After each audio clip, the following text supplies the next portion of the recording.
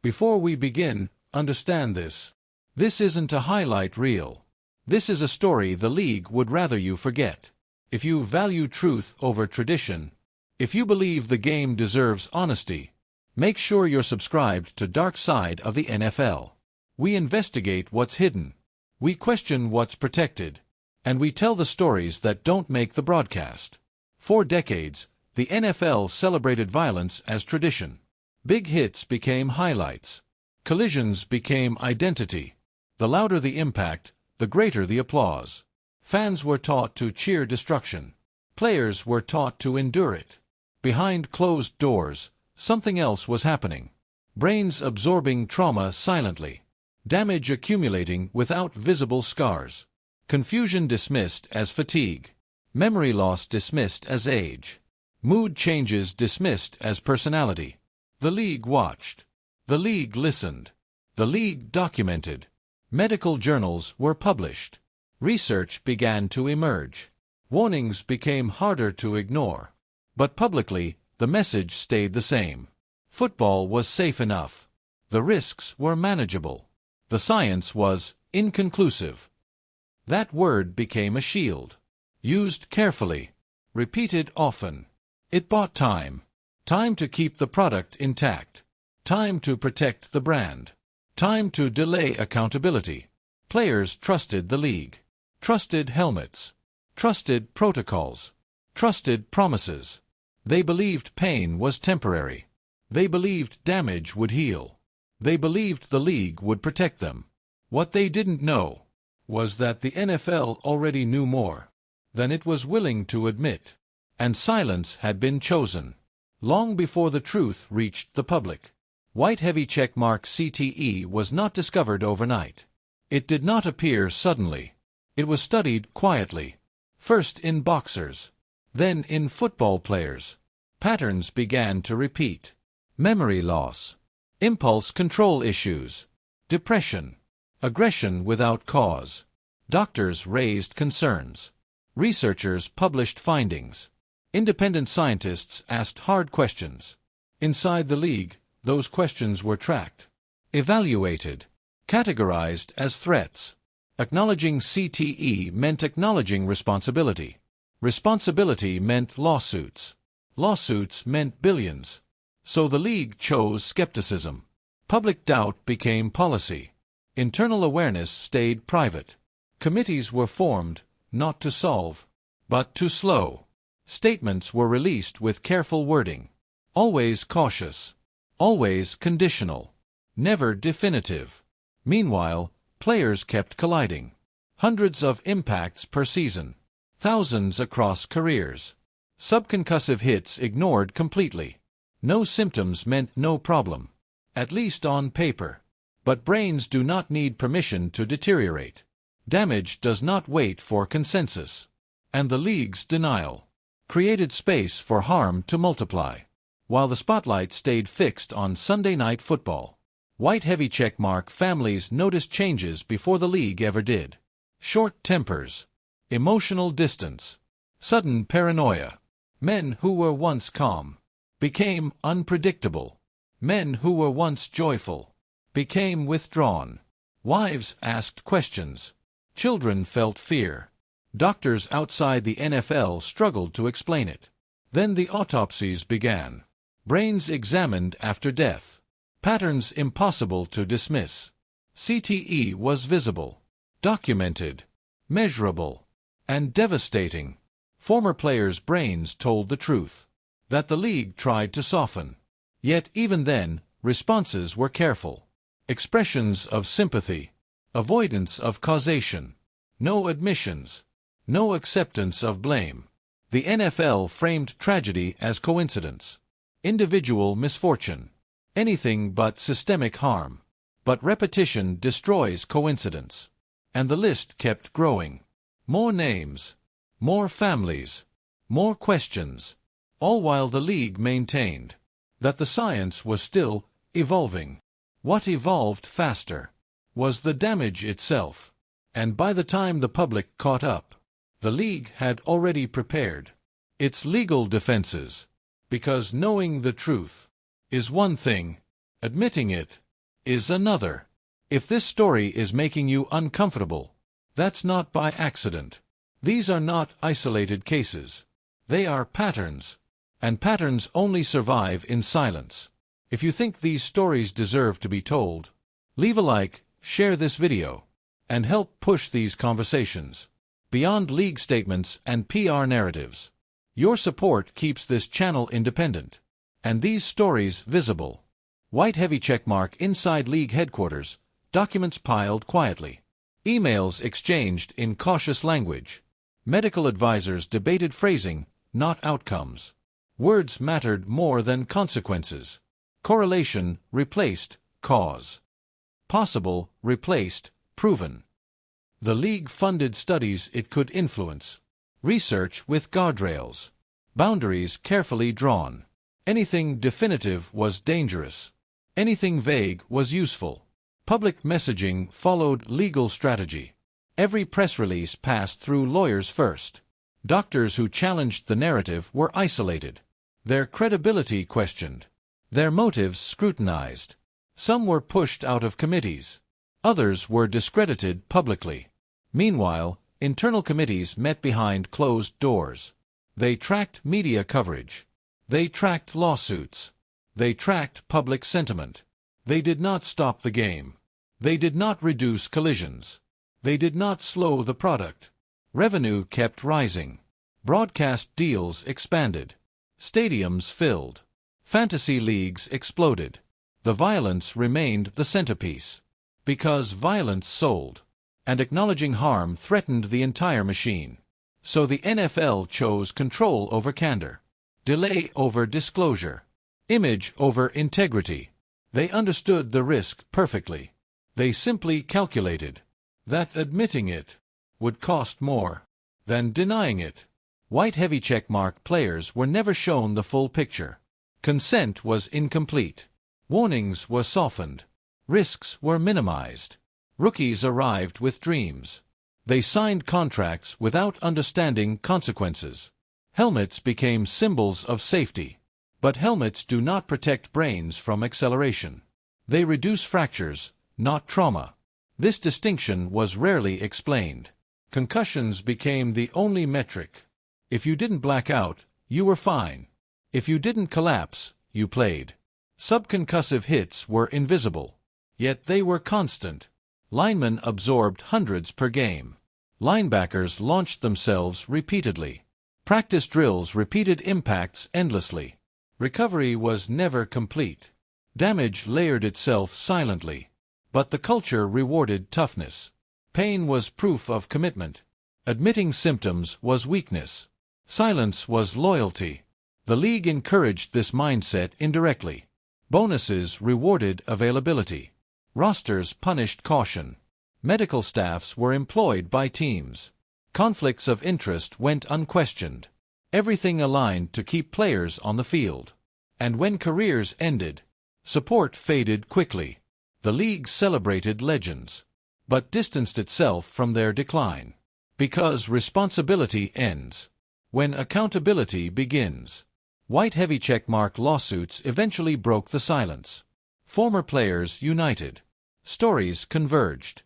Patterns emerged too clearly to dismiss. The league responded aggressively. Not with transparency, but with defense. Legal teams attacked credibility. Medical histories were dissected publicly. Personal struggles were weaponized. Anything to suggest alternative causes. Settlements were structured carefully. No admission of guilt. No acknowledgement of fault. Money exchanged hands quietly. Non-disclosure agreements followed. The public saw numbers. They didn't see the conditions. The league framed it as resolution, closure, progress. But settlements do not erase knowledge. They do not undo harm. They simply contain it. Behind the scenes, the NFL adjusted messaging slightly. More emphasis on safety optics. New protocols. New slogans. But the core remained unchanged. The game stayed violent. The incentives stayed misaligned. And the league's original decision, to deny, delay, and deflect, continued to shape every response. long after the truth was no longer deniable. White heavy checkmark youth football mirrored the professional game. Hits were celebrated early. Technique emphasized power over preservation. Children learned to lead with their heads. Coaches repeated what they were taught. Parents trusted the system. Nobody explained long-term risk. Highlight reels shaped expectations. Big collisions drew the loudest cheers. Scholarships depended on aggression. Recruiters rewarded physical dominance. A pipeline was built. From Pee-wee to high school. From high school to college. From college to the league. Each level intensified the violence. Each level normalized pain. Injuries became rites of passage. Getting your bell rung sounded harmless. Medical language was softened intentionally. Severity hidden behind slang.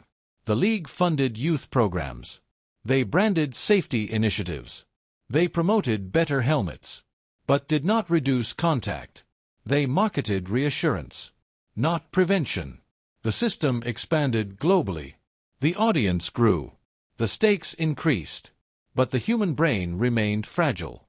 Physics never changed. Momentum still destroyed tissue. Acceleration still tore neurons. No rule tweak altered biology. Yet participation surged. Because dreams were stronger than warnings. And warnings were rarely honest. The cycle continued. Built on silence. Sustained by ambition. Protected by profit. White heavy checkmark media partnerships played a crucial role. Broadcasts glamorized collisions. Slow-motion replays emphasized impact. Commentators praised toughness. Rarely did they question consequence. Violence became entertainment. Injury segments were brief. Return-to-play timelines dominated discussion.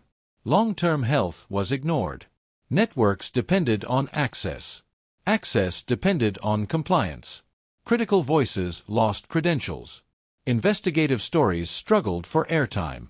League-approved narratives prevailed. Medical experts chosen carefully. Panels framed around uncertainty. Doubt was amplified intentionally. Certainty was labeled extreme. This balance favored inaction. Because uncertainty delays reform. The league understood messaging perfectly. Confusion protects institutions. Clarity threatens them. Meanwhile, retired players appeared on screen. Smiling. Coherent. Used as counterexamples. Those suffering privately were invisible. Those deteriorating were hidden. Disability did not fit the brand. The league sold strength. It avoided vulnerability. Because vulnerability humanizes harm. And harm challenges heroism. The spectacle required illusion.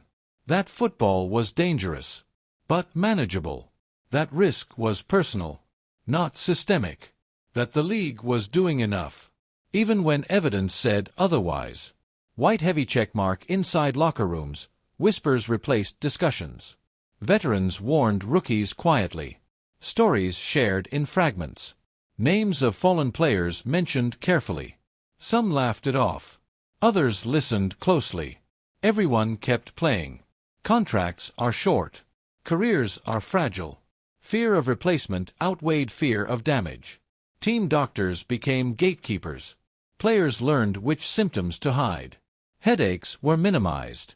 Memory gaps ignored. Mood swings normalized. Aggression excused. Depression masked. Families noticed changes first. Spouses saw anger grow. Children noticed absence. But players blamed stress. They blamed pressure. They blamed themselves. Rarely did they blame the system. Because the system felt untouchable.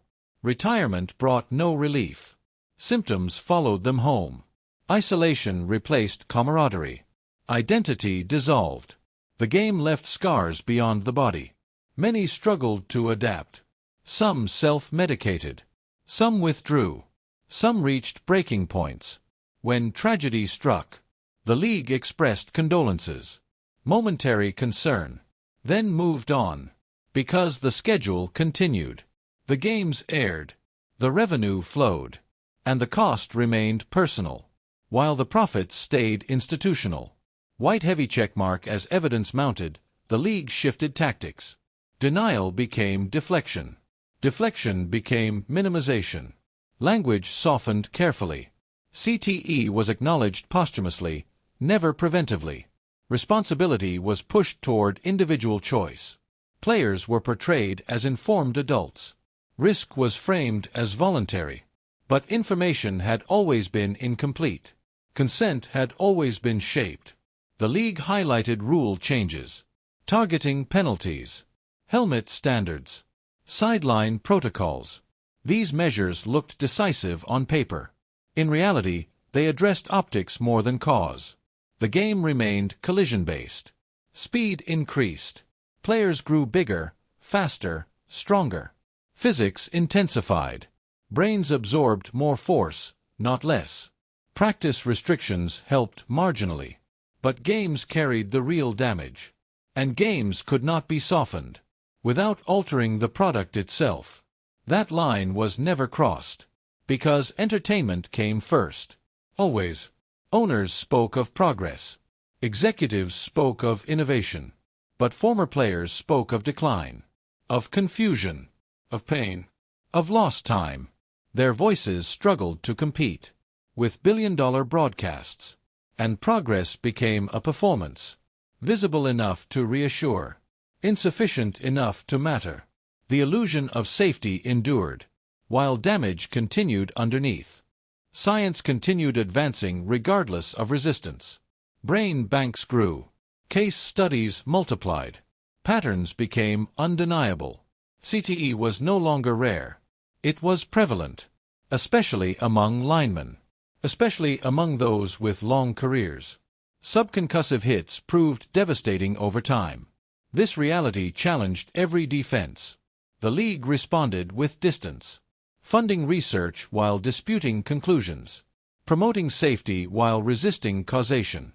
The contradiction became policy. Players heard mixed messages. Protect yourself, but play hard. Report symptoms, but stay available.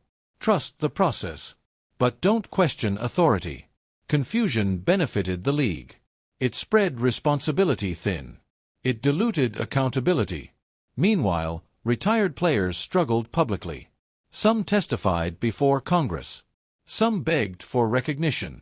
Others simply wanted care. Many were met with bureaucracy. Paperwork replaced compassion. Eligibility requirements limited assistance. Help came slowly, if at all.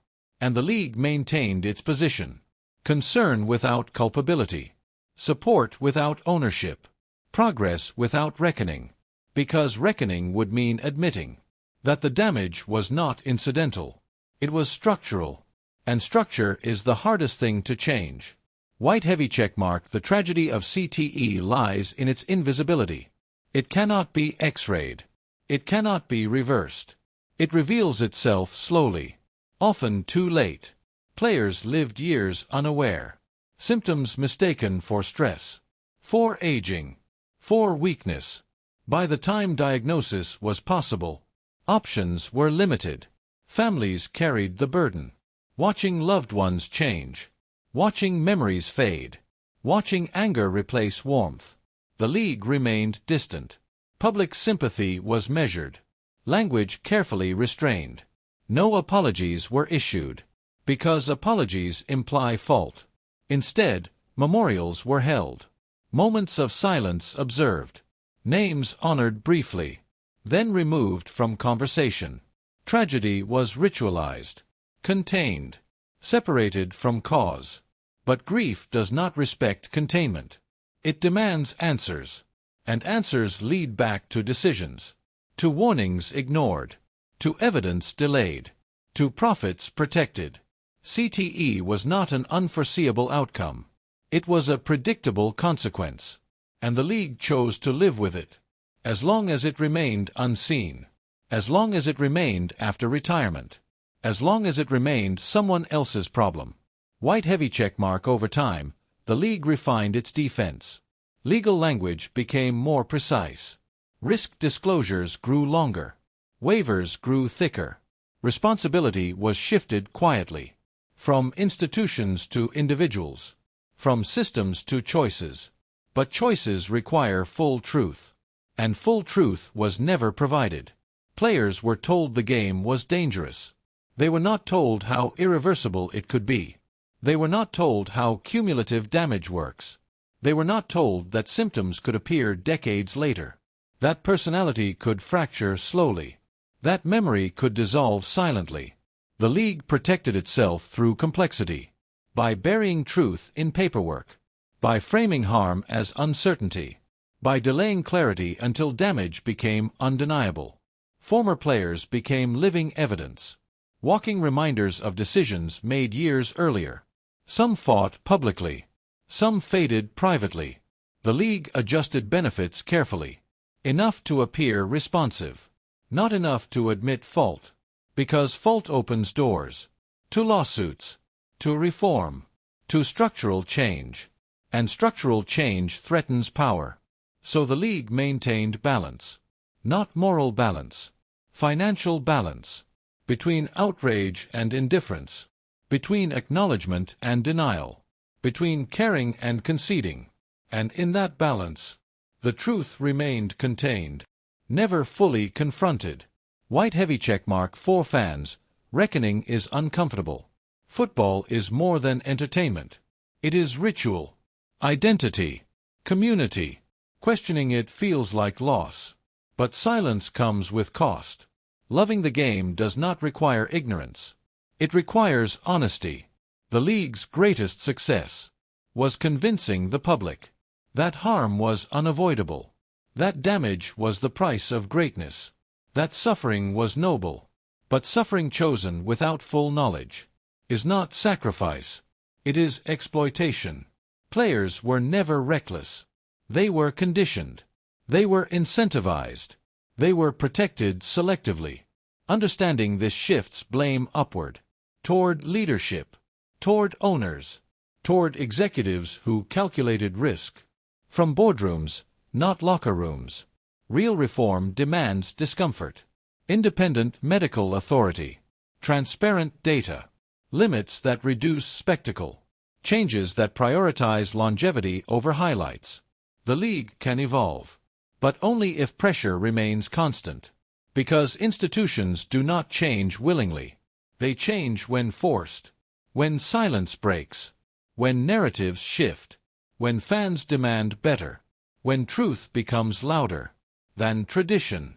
White heavy checkmark. The NFL's legacy will not be measured only by championships and revenue. It will be measured by what it knew and what it chose to do. CTE was not invisible. It was inconvenient. And inconvenience was managed strategically. The league delayed truth. It delayed accountability. It delayed reform. And in that delay, countless lives were altered permanently. This is not a story about the past. It is a warning about the future. Because the game continues. Young players still dream. Families still trust. The machine still operates. Whether it changes depends on honesty, on courage, on refusal to forget. The NFL knew. That is no longer in question. What remains unanswered is whether knowing will ever be enough to force true accountability. Because greatness built on silence is fragile, and a league unwilling to face its shadows will always be haunted by them. This is not an attack on football. It is a demand for truth. And truth, once exposed, does not disappear. When the final whistle blows, the NFL built an empire on collision. But truth doesn't disappear after the final whistle. If you don't want these stories buried, subscribe to Dark Side of the NFL. More investigations are coming. More silence will be challenged. And if this video made you see the game differently, comment below. Because awareness is where accountability begins.